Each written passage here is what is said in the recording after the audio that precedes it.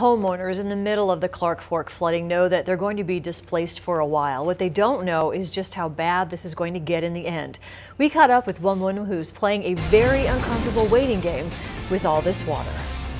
My house is an island. I'm surrounded on all four sides. My house is just sitting in the top, and it's a full-blown island right now. Genevieve King can see her house over the flooded fence and moving water. Her shop flooded, but so far her home is just high enough to stay dry. But for how long? There's a lot of people in a lot worse situation than me. And my house isn't 100% for sure safe. I think it probably is. The water's coming from so many different directions now. She had to leave for good on Tuesday.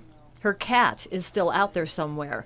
She knew this area could flood, but still feels a little blindsided by how bad it got so quickly. They've been saying that it was going to flood since February, March. So, it's going to be a big flood this year, but nobody did anything. Nobody said anything, We all talked about it in the neighborhood like, well, back in 2011, it flooded, at the end of May. This is a whole month early.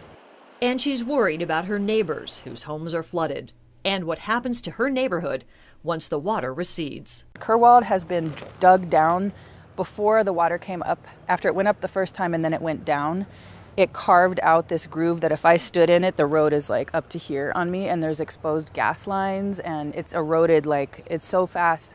Amazing how fast the water just eats away the road.